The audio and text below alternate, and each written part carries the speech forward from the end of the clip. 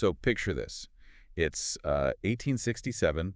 You're in the colonial frontier of North Queensland, Australia, and this absolutely massive cyclone just tears through the settlement. I mean, we're talking ferocious winds. Oh, yeah, like totally devastating work. Exactly. Yeah. And this wind is so strong, it completely obliterates the scientific observatory, just rips it apart.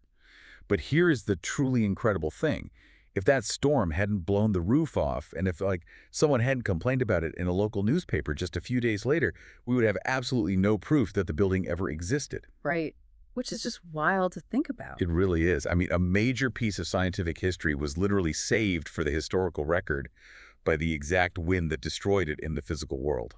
Well, it perfectly captures the paradox of looking for the past, you know? Like, we always expect history to leave this giant crater, or at least, I don't know, a very large, immovable stone monument. Yeah, like a plaque or something. Exactly. But more often than not, it leaves a paper trail so incredibly thin that a single gust of wind can either erase it entirely or, like in this case, inadvertently carve it into the record forever. And that fragility is exactly what we are getting into today. So welcome to the deep dive. We are thrilled you're joining us because today we're immersing ourselves in an absolutely fascinating piece of work. It's a book called The Lost Observatories of Queensland, Volume 1. Put together by Thomas Newcome, right? The founder of Celestial Archives Australia. That's the one. Now, if you're listening to this and thinking, oh, great, this is just some dry, dusty catalog of old buildings, let me stop you right there. This book it's a rescue mission. It really is. It's a passionate invitation to, as the author puts it, look up, look back, and preserve the evidence. Which is an urgent mission, frankly. I mean, because the evidence we are talking about here is quietly dissolving as we speak. Yeah. The stated goal of this archive is to document nearly 2 centuries of Queensland's astronomical history before it just vanishes completely into the soil or, gets paved over by the suburbs. Right. So our mission for this deep dive is to explore exactly why this book was created and what it actually entails. Because, spoiler alert, it operates on this fiercely strict, almost forensic methodology for finding historical truth. Oh, it's intense. Very strict. Yeah, and ultimately, we want to talk about why this matters to you. Because this isn't just about old telescopes, right? It's about how we choose to remember the past and, honestly, what we lose when we just don't pay attention. Absolutely. Okay, let's unpack this. And let's start with the sheer scope of what Thomas Newcome is trying to do here. Yeah. Because right off the bat, Volume I completely redefines what the word observatory even means. It absolutely has to. I mean, the current research cut of this book, which is locked to August 7, 2026, by the way, it establishes exactly 70 stable site and candidate records across the entire state of Queensland. Wow. 70. Yeah, 70. But if you walk into this expecting 70 giant gleaming white domes with massive marble columns, you are going to be fundamentally disoriented. Right, right. Because if you stick to that traditional institutional definition, you just miss the actual story of how science happened there. Well, because we all have that cinematic image in our heads, don't we? Like the guy with the white beard, isolated in a giant ivory tower somewhere, peering through this massive brass tube. Totally the classic astronomer stereotype. But reading this book, the reality feels so much grittier. I mean, we are talking about timber transit huts. Right. We're talking about corrugated iron sheds built in the middle of nowhere just to catch a single eclipse. Yeah, just for one event. Right. There is even, and this blew my mind, a modified water tank on a university campus that served as an observatory. Exactly. And that just reflects the physical and economic reality of the environment at the time. The whole philosophy behind this archive is that science doesn't only happen in grand photogenic institutions. Think about what a place like Queensland was in the 19th century. It's this massive, sprawling, harsh frontier. To survive and actually build a society there, you desperately need astronomy. Wait, really? Like for what? Besides just looking at stars? Oh, for everything. You need it for navigation. You need to fix longitudes so you can properly draw property lines and land grants.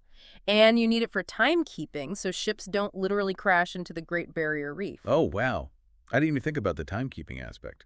Yeah, astronomy wasn't just a luxury pursuit for the wealthy. It was critical infrastructure. Okay, but let me push back on something in the book here, because this caught my eye and I want your take on it. Sure.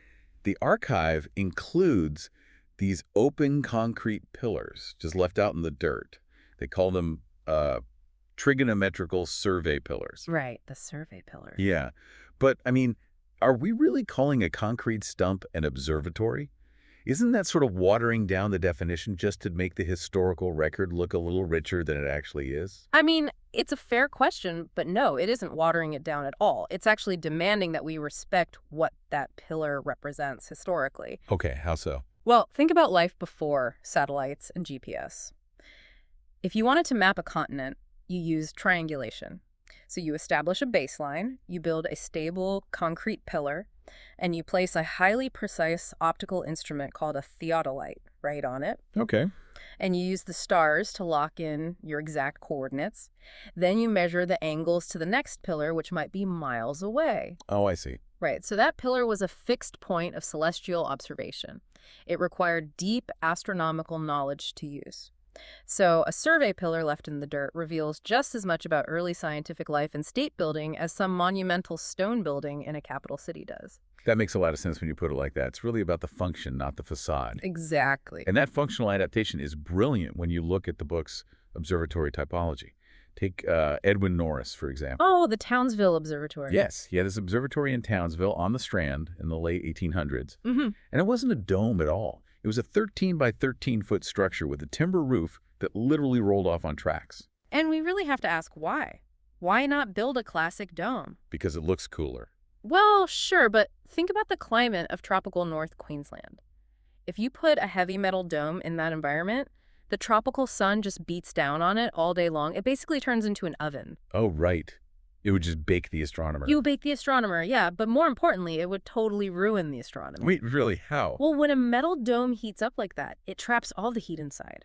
As the night cools down, that trapped heat starts escaping through the opening of the dome, and it creates these intense thermal air currents. Ah, I see where this is going. Right, so to a telescope lens, those heat waves act exactly like a mirage on a hot highway. It distorts the light coming in. You literally can't focus on a star if the air inside your dome is boiling. Wow.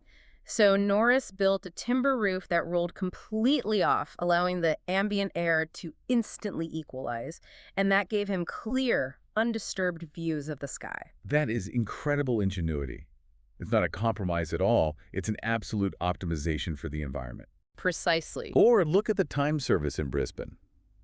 You usually think of a time service as this highly guarded, heavily engineered, bunker-like facility, right? You'd think so, yeah. But at one point, it was literally just a room tacked onto a rooftop. Just a rooftop add-on. But here is the massive problem the book highlights, that adaptability makes the history incredibly vulnerable.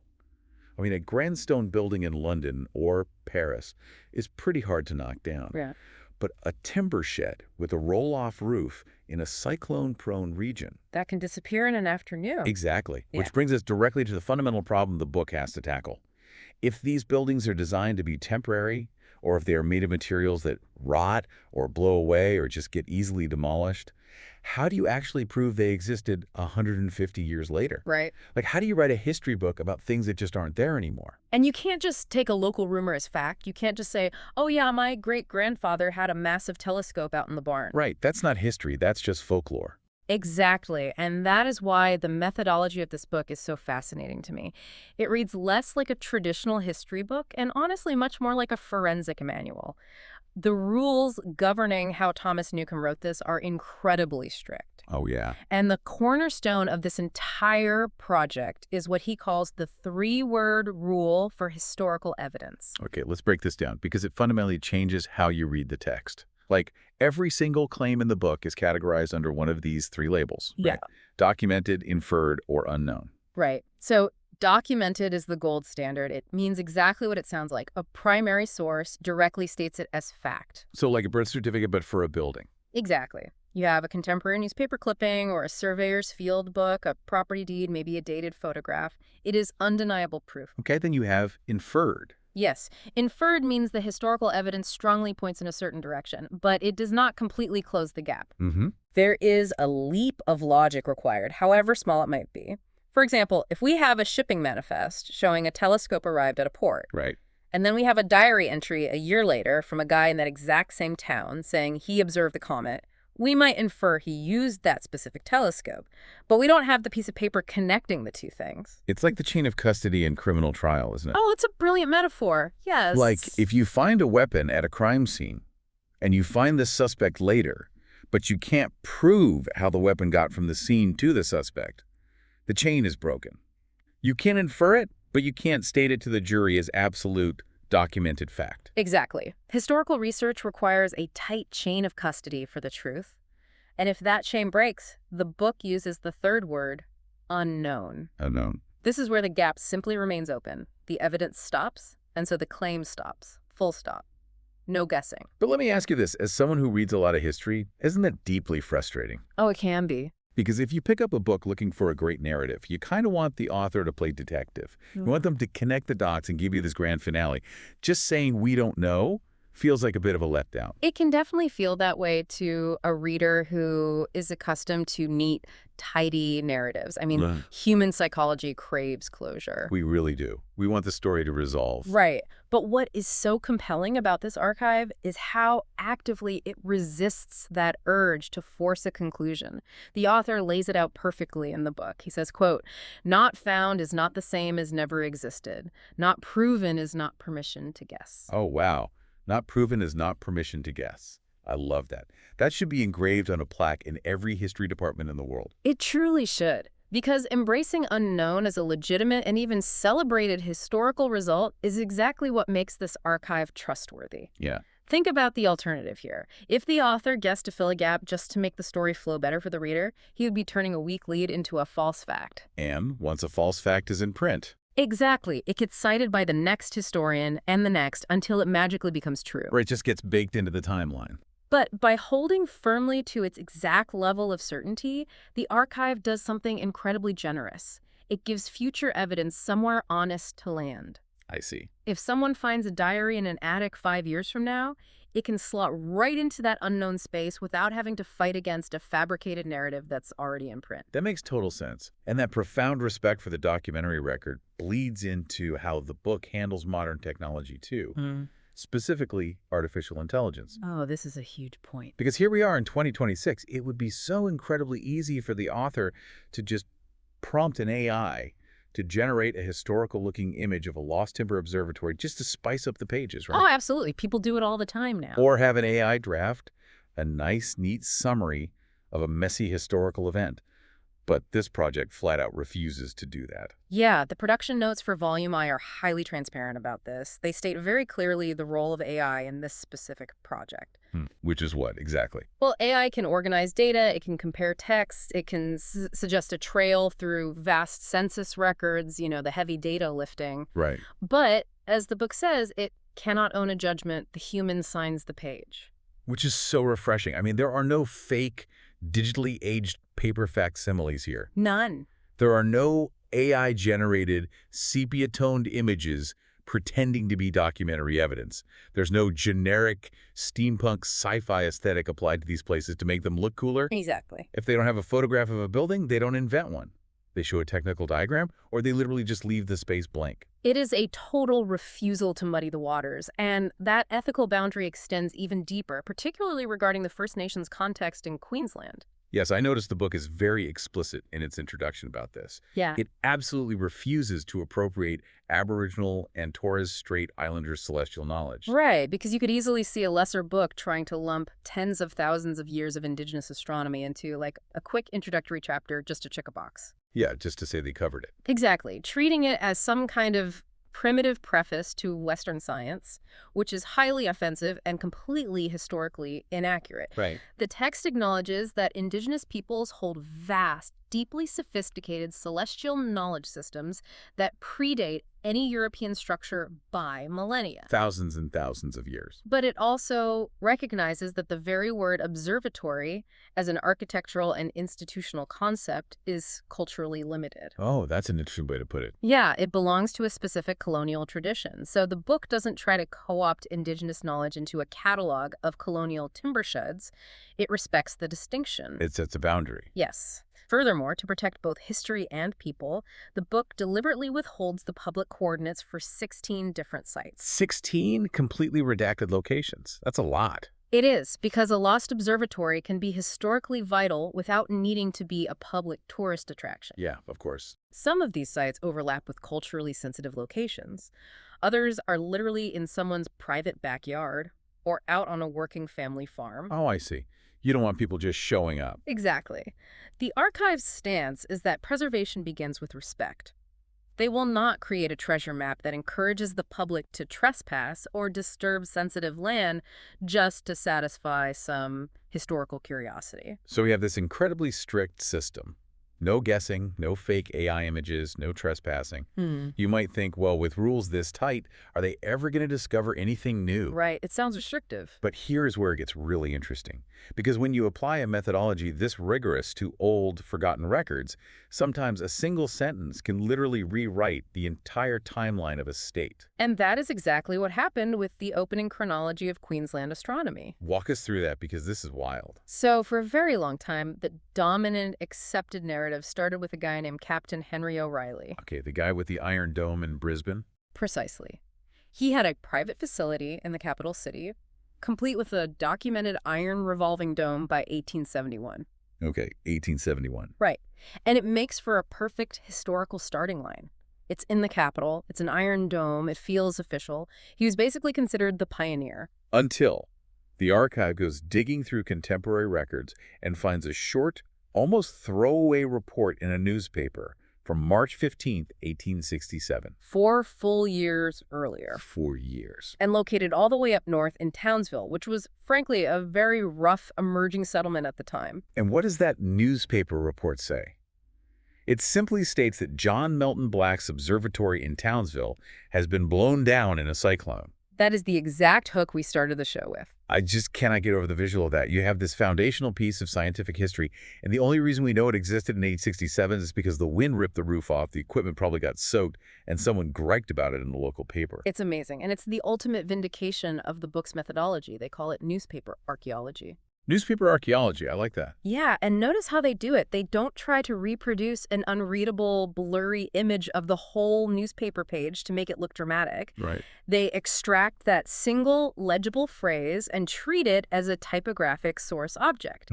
And because of that one single sentence about a destroyed roof, the entire chronology of the state's astronomy shifts back 4 years and moves hundreds of miles north. It changes everything. Totally. John Melton Black's observatory is gone almost the very second it enters the historical record, but its existence is indisputably documented. And that perfectly proves why you cannot just look for standing buildings or stone foundations. Absolutely not. If they had only surveyed the ground, they never would have found John Melton Black's observatory, because it was probably made of lightweight timber that rotted away a century ago. Without a doubt.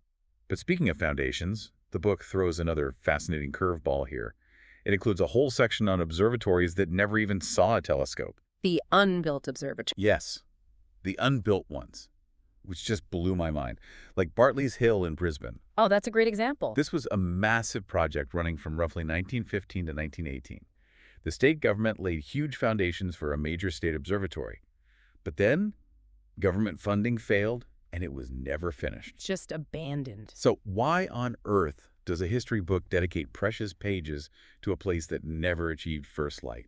It was just a concrete pad in the weeds. Because a foundation without a building is still a profound historical document. How so? It's a physical record of what a society wanted to do and what it ultimately failed to do. Okay, let's unpack that. Why did it fail? Well, look at the dates, 1915 to 1918. What else is happening in the world? World War I. Exactly. Yeah. The economic impacts on a colonial state like Queensland were devastating. Materials were scarce, labor is redirected, and government priorities shifted entirely toward the war effort and subsequent recovery. Right, building a telescope dome isn't exactly priority number one during a global war. Exactly. So the foundation at Bartley's Hill reveals state ambition, the perceived need for scientific infrastructure, and ultimately how grand scientific dreams have to compete with money, global politics, and institutional priority. So the failure itself is the history. Yes. The archive has to hold two seemingly contradictory truths at once here. The project deeply mattered to the scientific community, and the completed observatory did not physically exist. Wow. And as the author notes, confusing those two things is exactly how you get local myths. Oh, like people making up stories about the ruins. Precisely. You get an overgrown foundation on a hill, people forget what it was for, and suddenly local legend remembers it as a ruined medieval castle, or a secret military bunker, or a fully functioning observatory that mysteriously burned down. Because, again, we want the plan to arrive somewhere. Someone poured concrete, We want to believe a building stood there. We want the story to be finished. But leaving it unfinished tells a much truer story about the sheer struggle of establishing early science in Australia. It wasn't a smooth, inevitable march of progress. It was a series of fits, starts, blown down roofs, and bankruptcies. Okay, so if the buildings can blow away in a cyclone in 1867, or if they just run out of money and never get built at all in 1918, what happens to the stuff inside them? The instruments. Yeah, the actual physical instruments. This brings us to a part of the book that completely shifts the narrative for me. It states very simply, quote, "Buildings are fixed to land, telescopes are not." That is the pivot that opens up an entirely new historical map. It's huge. When you realize that a telescope can, and almost always does, outlive its observatory, you have to completely change your research strategy. You have to start tracking the glass, not just the address. Right. The book actively tracks 13 distinct object lives, literally tracing the journey of specific lenses and brass tubes across decades. And it notes that 8 of them remain active, unsolved provenance mysteries today. It's like tracking a legendary guitar. Yeah. Like, think about a famous Fender Stratocaster.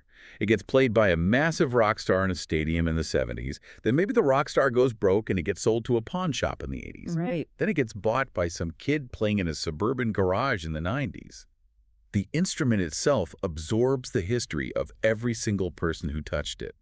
These telescopes are the exact same way. That is a perfect analogy. They get passed from grand international expeditions to private estates to backyard sheds, and finally, they just disappear into the suburbs. They do. The provenance trails of these instruments are incredibly complex and often deeply heartbreaking for a historian. Let's look at the Jim-Bohr transit of Venus in 1882. Wait, before we talk about what happened there, just explain what a transit actually is for anyone who might not know. And why was it such a big deal in 1882? Why were people hauling massive equipment into the Australian outback? Sure. So a transit of Venus is a rare astronomical event where the planet Venus passes directly between the Earth and the Sun. Okay. So it appears as this tiny black dot moving slowly across the solar disk. Right, like a little speck. Exactly. And in the 18th and 19th centuries, this was incredibly important because of a concept called parallax. It's a peril. Yeah. If you have multiple observers stationed at very different points on the Earth's surface, say one in London and one in Australia, and they precisely time exactly when that dot crosses the edge of the Sun, you can use trigonometry to calculate the absolute distance between the Earth and the Sun. Which is the astronomical unit, right? Exactly, the baseline for measuring the entire solar system. It was basically the space race of the Victorian era. Wow, okay. So the stakes were massive. Huge stakes. So in 1882, this massive, highly coordinated British expedition is sent to the Darling Downs in Queensland. And they spare no expense. Right. They ship heavy stone pillars across the ocean, construct temporary observation sheds, and bring in 3 major state-of-the-art Cook refractor telescopes. Refractor being the long, heavy tube with the glass lenses at either end, right? Correct, yes. So you have this huge international scientific effort, decades in the planning, culminating in this remote Australian location. And then, what happens on the day of the transit? Oh, I know this one. It clouded over. They completely clouded over. The ultimate astronomer's heartbreak. Yeah. All that money, all that shipping, all that math, and you get defeated by a rain cloud. It's tragic. The transit observation itself was a total failure due to the weather. The British expedition eventually packed up and went home. But the fascinating part for this book is that 2 of those magnificent Cook telescopes stayed behind in Queensland. They started a second, completely different life. The Fender Strat gets sold to the pawn shop. Exactly that. Yeah. One of those Cook scopes went to Edwin Norris in Townsville, the man with the roll-off roof we discussed earlier. Oh, wow. Full circle. Yeah, he used it for years. After he died, it went to an estate auction in 1897, and then it just vanishes. Just vanishes. The documented record just goes completely cold. That's crazy. What about the other one? The other Cook went to a man named J. Ewan Davidson at his Branscombe Observatory near Mackay. He did incredible work with it. But around 1900, it also becomes untraceable. So no one knows. There are rumors it was taken back to England, but no proof. So they are just unknown. Just gone. 2 world-class instruments floating out there somewhere. And it's not just the expedition scopes either. Look at Captain O'Reilly's Ross 4.5-inch refractor. Oh, yeah. I mean, this thing has a passport. It was bought in London, shipped to Felix Street in Brisbane in 1871. Then it was moved to Wickham Terrace in 1881. Moving around the city. Right. Decades later, in 1926, it ends up in a place called Crowhamhurst. And after 1954, What? Completely unknown. Just a wall? That is an 80-year documented journey across continents and owners that just hits a brick wall. Or consider the wandering 6-inch Grubb telescope.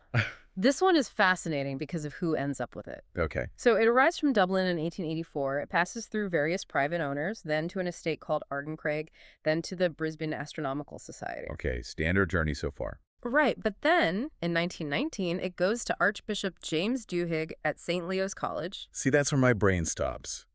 Why is a Catholic archbishop buying a massive scientific telescope in 1919? It actually taps into a very long intellectual tradition. The Catholic Church and the Jesuit order in particular have a massive history of astronomical observation. Really? I didn't know that. Oh yeah, primarily rooted in calendar keeping and the calculation of Easter. Oh, that makes sense. But also, in the early 20th century, there was a strong push by figures like Duhigg to ensure that Catholic educational institutions were equipped with top-tier scientific apparatus. Ah, to prove they weren't anti-science. Exactly, to prove that faith and modern science were not in opposition. So St. Leo's gets this magnificent instrument, but the trail doesn't end there. Decades later, in 1952, there is an unverified claim, an inferred or unknown data point, that it went to Nudgee College. And today. Today. Nobody knows where it is. Lost. Do you realize what this means for the person listening to this right now? What's that? Someone listening to us could literally have a piece of a 19th century international scientific expedition sitting in a dusty box in their garage right now, thinking it's just a heavy old brass pipe or a piece of weird plumbing. It is highly probable. I mean, the history of science is quite literally sitting in people's attics, which is why the book makes such a point of tracking the people, not just the hardware. Right. Because the people who ended up with these wandering lenses were often not the people you would expect to be doing serious science. Yes.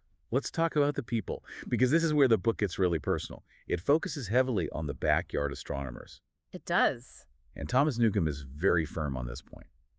Private observatories in the 19th and early 20th centuries were not lesser, watered-down copies of institutional science. This raises a crucial point about how we historically define a scientific contribution. In this era, the distinction between a professional and an amateur was highly blurred. Really blurred. And almost entirely based on who was signing your paycheck rather than your actual level of skill. A quote-unquote professional astronomer was often just someone paid by the government to do very necessary but highly routine work. Like what? Like checking the weather and dropping a time ball at 1:00 p.m. every day so the ships in the harbor could synchronize their chronometers. So the professionals were basically just running the clock and the thermometer. In many colonial settings, yes. The heavy lifting of actual astronomical discovery, comet hunting, tracking variable stars, deep sky photography was frequently done by the so-called amateurs. The guys in the sheds. Yes! These were people with private funds, intense passion, and the free time to stay up all night. We are talking about people like Arthur Page running a massive, mathematically rigorous photographic program from a private setup. Or look at Merv Jones in Maryborough. Oh, Merv is a great example. This guy didn't buy a fancy Cook refractor. He is out in his backyard with an 8-inch reflector telescope that he made himself. Using a mirror instead of a lens, which was much more accessible for a skilled hobbyist to craft. Right, and he's out there doing rigorous comet observing and variable star tracking. Or Bertram Webb, who essentially built a handmade observatory on a university campus. Yeah. These weren't people just looking at the moon for fun on a Friday night with a glass of wine. No, not at all. They were generating real, hard data and feeding it into later institutions and global tracking networks. To put it in modern terms for our listener, think about the open source software community today, or the hobbyists building 3D printers in their garages. It's the exact same spirit. The democratization of technology means that massive innovations often come from the fringes, from the passionate amateurs, not just the big corporate or university labs. Exactly. It democratizes the history of science. It proves that significant, rigorous data collection happens in a suburban shed just as often as it happens at a university. But there's catch. There is a catch, and this is the tragic part of the book.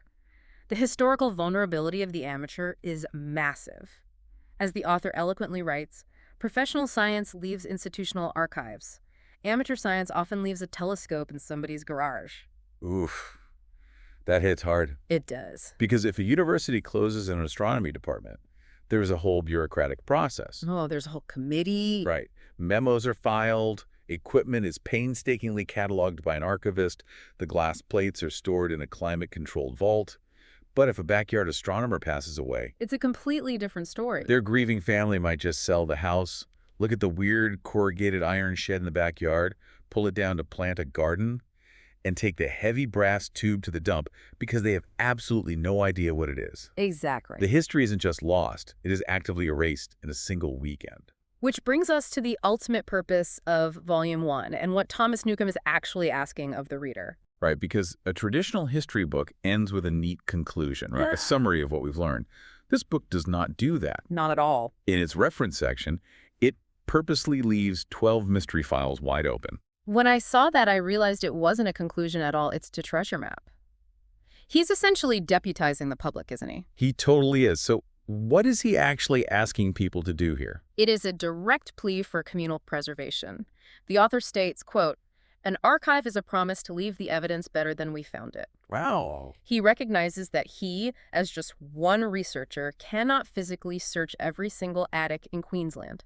So he is asking the public to become part of the historical process. Okay, give me an example of how that works. Well, if someone is cleaning out their grandmother's house and finds an old family photograph with a strange dome in the background, or if a local school finds an unidentified heavy brass telescope in a dusky storeroom. Right. Or even if there is just a local legend in a small town about a shed roof that rolled away on wagon wheels, that is a missing piece of the puzzle. He is asking you to report it. But there are rules to this hunt, right? If I'm listening to this and I think my neighbor's weird old shed might be a 19th century transit hut, I can't just go Indiana Jonesing over the fence to investigate. Emphatically no. The ethical rules of preservation are paramount here. The book outlines this clearly. Okay, what are the rules? First, if you find something, record the story. Talk to the oldest person who remembers it. Get it on the record. Okay. Second, preserve the photograph and keep the original caption on the back, even if you know the caption is historically wrong. Wait, why keep it if it's wrong? Because the error itself might be a clue. Oh, It tells you how the community misunderstood the object, which might explain why it was moved or hidden in the first place. that is so smart. Third, and most importantly, do not remove an object from where it belongs. An artifact out of its context loses half its historical value immediately. Right, you lose the provenance. Exactly. And finally, absolutely never enter private or unsafe land without permission. The goal of this archive is to document the truth, not to pillage the landscape. It's really about taking the history that is sitting quietly beneath our feet or hiding in plain sight in our suburbs and bringing it into the light, properly and respectfully. Exactly. To summarize this incredible journey the book takes us on, we have moved from a timber observatory violently blown down by a cyclone in 1867, surviving only as a typographic ghost in a newspaper. Right. We've seen massive British expeditions completely thwarted by clouds in 1882, leaving world-class instruments stranded. The Cook refractors. Yes, and we've tracked the wandering heavy glass telescope that absorbed decades of human curiosity before just vanishing into the suburbs. So wild. This book teaches us the profound value of admitting what is unknown and the power of tracking the history of science not through grand monuments, but through the temporary, the fragile, and the human. It really is a masterpiece of historical detective work. And it leaves me with this thought, and I want you, the person listening right now, to really think about this. Yeah. Look around at the physical objects in your life today. Think about the technology you use, the local architecture in your neighborhood, the temporary setups you use for your own hobbies, your own version of science, or tinkering in the garage. Their own sheds. Exactly. If a future archivist were trying to piece together your life or your community's history 150 years from now, what roll-off roofs or sheds would be completely lost to time? What evidence are we failing to preserve right now simply because we mistakenly think it isn't grand enough or monumental enough to actually matter? It's a great question. History isn't always written in stone. Sometimes it's just a lens waiting to be found in the dark. Oh. Thank you so much for joining us on this deep dive into the Lost Observatories of Queensland.